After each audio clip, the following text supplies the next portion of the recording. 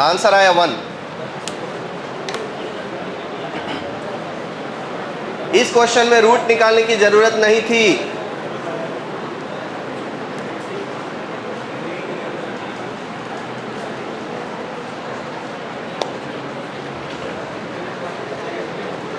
एक बार और समझा दूं क्या? हाँ, एक बार और समझा देता हूँ। इसको एक्सपांड करने में बहुत ज़्यादा मुश्किल हो रही थी, तो इसलिए हमने एलिमेंट्री ऑपरेशन यूज किया।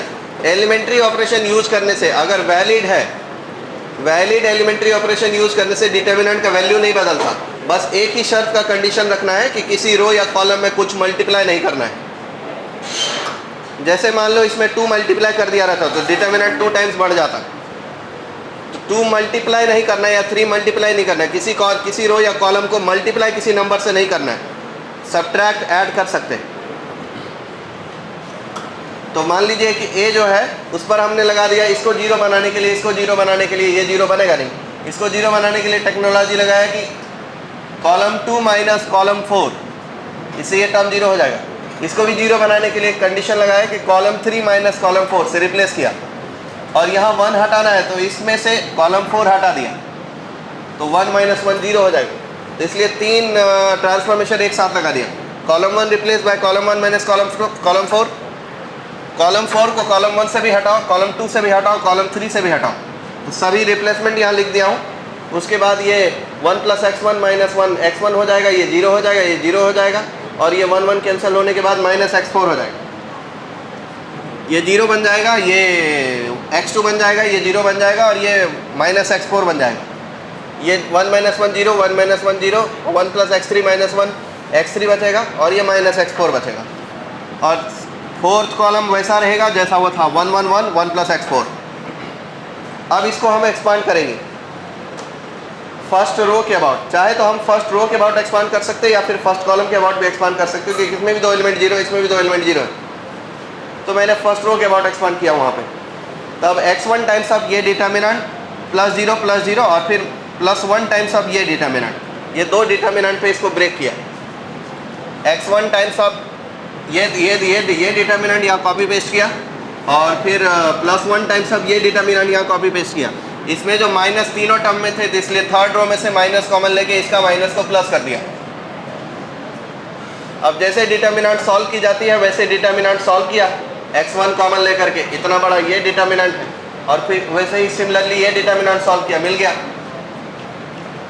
इसके बाद फिर x1 इन सब में मल्टीप्लाई किया, तो इससे मल्टीप्लाई करके x1 1 2 3 रूट, फिर 1 2 3 4 रूट, फिर 1 4 3 रूट, फिर 1 4 2 रूट, फिर 4 2 3 रूट, इतने रूट्स आए। इसको वापस से रीअरेंज किया, 1 2 3 और 2 3 4 इसको लिखा, फिर उसके बाद 3 4 1 यहाँ लिखा, फिर उसके बाद आएगा 4 1 2, तो 4 1 2 कहाँ लिखा है? यहाँ है 4 1 2, ये चारों रूट्स को एक साथ लिखा, और उसके बाद एक टर्म बच गया है चारों रूट का प्रोडक्ट। तो ये होता है एक्चुअल में बाय क्वाड्रेटिक इक्वेशन का 3 रूट को एक साथ प्रोडक्ट करके सम करना। और बाय क्वाड्रेटिक इक्वेशन में 3 रूट को एक साथ प्रोडक्ट करके सम करना किसके इक्वल होगा? n के कॉफिशिएंट डिवाइडेड बाय a। तो यहाँ n का कॉफिशिएंट कितना है? 0। यहाँ n का कॉफिशिएंट 0 है, तो n का कॉफिशिएंट 0 डिवाइडेड बाय a, 0/1 0 हो जाएगा ये टर्म। और ये है product of root, product of root हो जाएगा constant term divided by a, यानी constant term by 1, that is 1।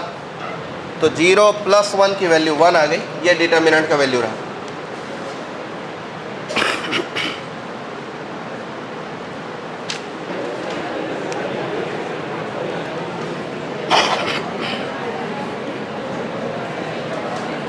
Let f of x be a function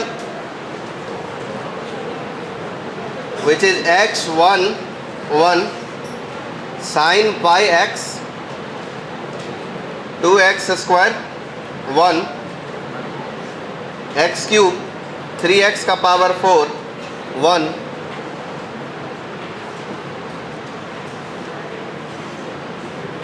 f of x be a odd function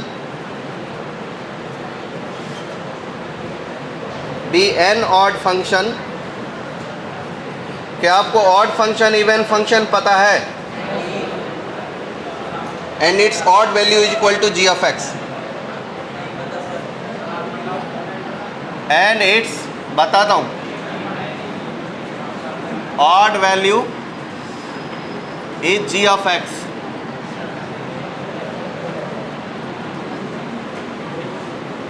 Find f of 1 into g of 1 का determinant.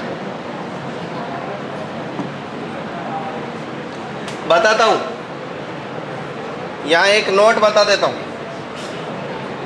अगर f of minus x f of x के equal रहे, मतलब input negative डालो या positive डालो, output एक ही जैसा प्रिडिक्टेबल हो, तब उस केस में फंक्शन इवन फंक्शन कहलाता है. f ऑफ x और f ऑफ माइनस एक्स अगर सेम रहे तो फंक्शन इवन फंक्शन कहलाता है. इस फंक्शन का ग्राफ y एक्सिस के अबाउट सिमेट्रिकल होगा. और साथ ही जैसे एग्जांपल के लिए y equal to x square ले लो, x की वैल्यू +1 रखोगे तब भी आउटपुट 1 आएगा y की वैल्यू, और x की वैल्यू -1 रखोगे तब भी आउटपुट सेम ही आएगा. जो पॉजिटिव नंबर x के लिए आएगा वही नेगेटिव नंबर x के लिए एक्स स्क्वायर की वैल्यू आएगी. तो वो टाइप का फंक्शन इवन फंक्शन होता है. जैसे cos x, cos plus x और cos माइनस एक्स सेम ही वैल्यू देता है, तो इसलिए वो इवन फंक्शन है. तो then f of x is even function.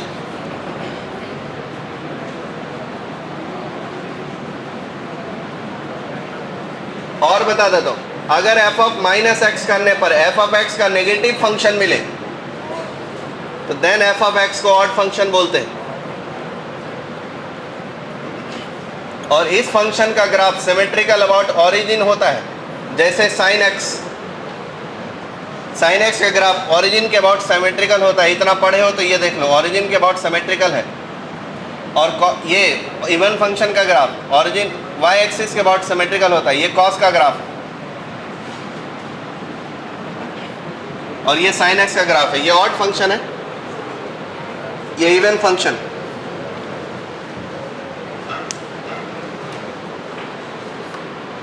ये बेसिक जानकारी थी इवन फंक्शन ऑड फंक्शन का. अब ये क्वेश्चन करो,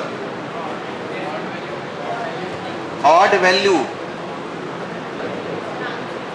चलो एक हिंट दे देता हूं, f ऑफ x एक इवन फंक्शन है, अच्छा ऑड फंक्शन है, तो f ऑफ x का ऑड वैल्यू जो होगा g ऑफ x जो है वो odd value of f of x. Odd value of f of x मतलब f ऑफ माइनस एक्स. तो g ऑफ x जो है वो f ऑफ माइनस एक्स के इक्वल है. और f of minus x odd function के केस में माइनस f ऑफ x होता है, यानी g of x equal to negative of f of x है.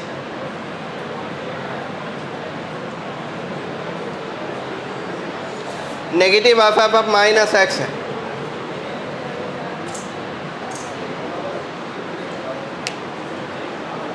जीरो नहीं है.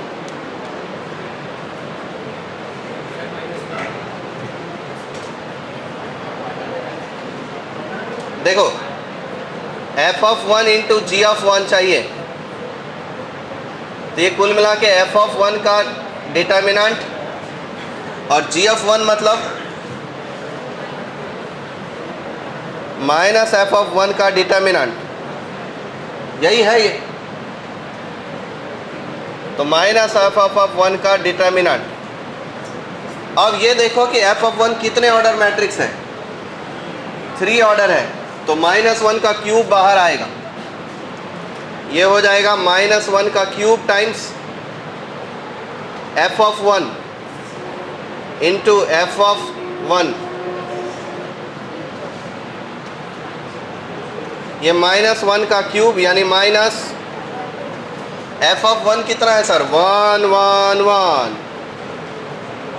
sin पाई 0 2 1 1 1 1 3 1 3 1. इसी का स्क्वायर करना है. इसकी वैल्यू कितनी आ रही है, कितनी, इसकी वैल्यू -2 आ रही है. तो -2 का स्क्वायर करेंगे तो +2 होगा. 1 2 3, ये नेगेटिव, इसका वैल्यू कितना कैलकुलेट किए? अरे इसका वैल्यू तो बताओ भाई, -2 का स्क्वायर, तो तब फिर ये -4 आएगा ना, 4 कैसे आएगा? देखो एक चीज आपसे देखने में गलती हुई है, एफ ऑफ एक्स मैट्रिक्स नहीं है, एफ ऑफ एक्स खुद एक डिटर्मिनेंट है, और एफ ऑफ एक्स एक ऑड फंक्शन है। तो ऑड फंक्शन की वजह से जी ऑफ एक्स का ऑड वैल्यू जो होगा वो एफ ऑफ माइनस एक्स, जो कि माइनस एफ ऑफ एक्स के इक्वल होगा। जी ऑफ एक्स की odd value minus F of x के इक्वल होगा, तो जी ऑफ 1 जो होगा वो माइनस एफ ऑफ 1 होगा। अब समझो कि आपको चाहिए क्या, ये वाले डिटर्मिनेंट इनटू ये वाले डिटर्मिनेंट, एफ ऑफ 1 और जी ऑफ 1 दो डिटर्मिनेंट है, उन दोनों डिटर्मिनेंट की जो वैल्यू आएगी उसका मॉड्यूलस वैल्यू है ये। इन दोनों डिटर्मिनेंट की जो वैल्यू आएगी उसका मॉड्यूलस वैल्यू है वो, क्योंकि ये एक डिटर्मिनेंट है जिसकी वैल्यू आती है -2, ये एक डिटर्मिनेंट है जिसकी वैल्यू आती है -2 ही आती है ना, और -2 इंटू -2 +4 हो जाएगा, और एक माइनस अलग से है, तो इसलिए अंदर की चीज़ -4 हो रही है, तो वो है तो -4 ही, लेकिन उसका मॉड्यूलस वैल्यू है ये। कुल मिला के ये -4 है तो सही, अगर ये निकाली गई f of 1 into g of 1, लेकिन हमको इसकी वैल्यू नहीं चाहिए, इसका मॉड की वैल्यू चाहिए, तो ये इक्वल टू -4 का मॉड +4। अगर आप f of 1 into g of 1 निकालोगे तो -4 ही आएगा। क्वेश्चन दे रहे एक बनाओ, ये मैट्रिक्स है, मैट्रिक्स ए 1 sin थीटा 1, ये वो क्वेश्चन है जो हर कोई बना सकता है। -sin theta 1 sin theta -1 sin theta और 1,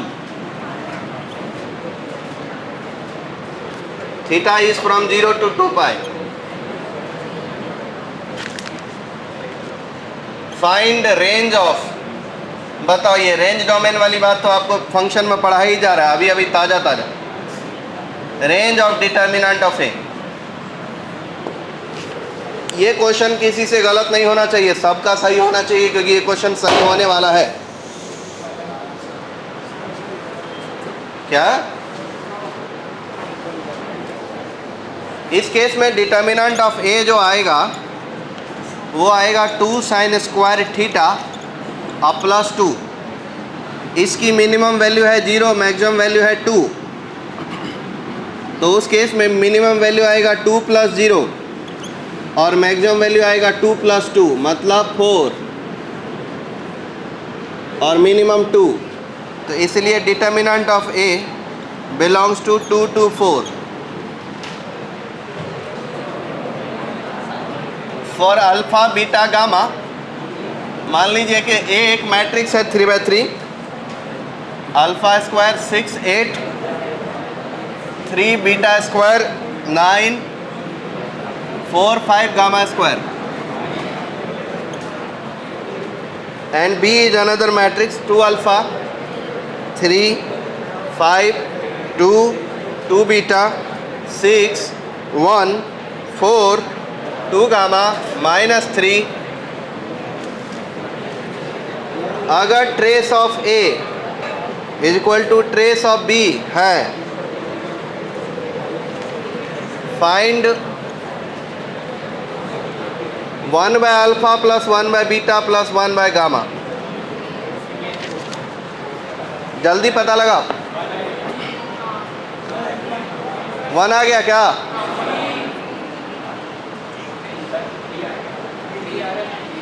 इतनी जल्दी कैसे पता जी? अच्छा सिंगेज का है, हट फिर।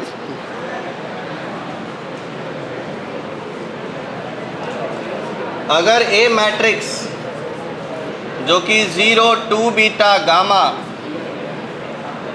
Alpha beta minus gamma alpha minus beta gamma is orthogonal, orthogonal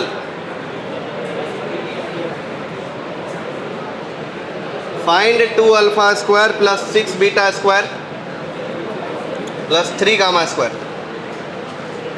ये चीज़ पता लगाओ। अगर ये मैट्रिक्स ऑर्थोगोनल है तो पता लगाओ। ऑर्थोगोनल मैट्रिक्स मतलब ए और ए ट्रांसपोज का प्रोडक्ट आइडेंटिटी मैट्रिक्स है।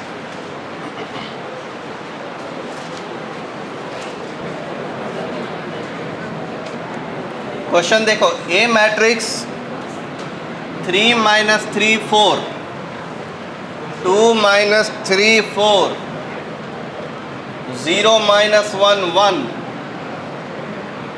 Show that A cube equal to A inverse. ये बात साबित करना है, प्रूव करना है।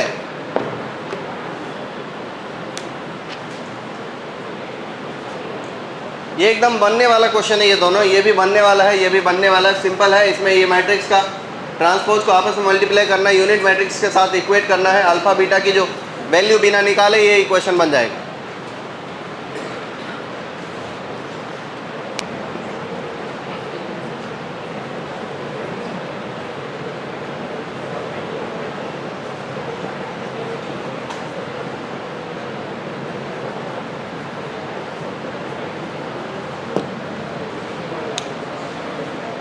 ये बात साबित कर दीजिए, काम हो जाएगा। इतनी सी बात साबित करना है बस। ए का power 4 equal to unit matrix अगर हो गया तो ये सही है। A inverse, A cube A inverse अगर है तो A into A cube equal to A into A inverse होगा, जिसका यूनिट मैट्रिक्स होता है। तो ए का power 4 equal to unit matrix, बस इसका पावर 4 करना है। 3 तो आप करने ही वाले थे, बिना इनवर्स निकाले ही कर सकते। तो 3 जब आप कर ही रहे हो, या फिर 3 क्यों कर रहे हो, ए से ए स्क्वायर निकालो और उसमें ए स्क्वायर मल्टीप्लाई कर दो, 1 पावर 4 आ जाएगा।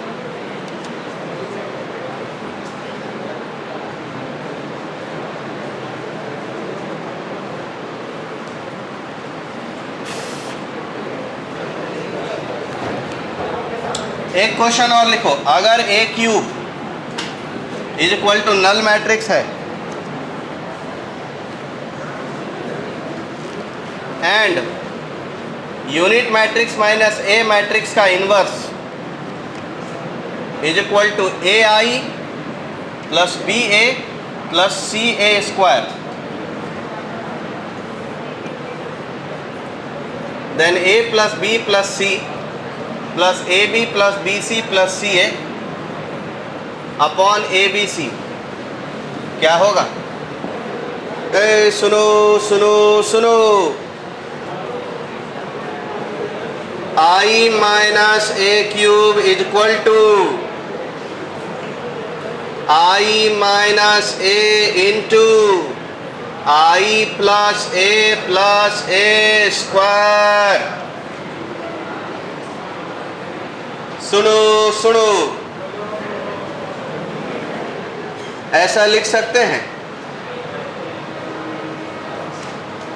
और अगर ऐसा है तो ए क्यूब 0 है तो I is equal to I minus A into I plus A square. और अब हम आई माइनस ए का इन्वर्स दोनों तरफ करेंगे multiply, I minus A inverse into I is equal to I minus A inverse into I minus A into I plus A square.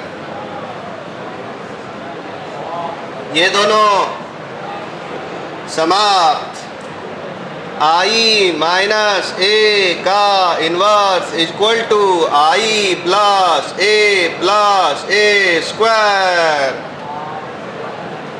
इससे I plus A square comparison करेंगे तो A का value 1, B का value 1, C का value 1, one one one one one one 6 by 1 6 by 1 6।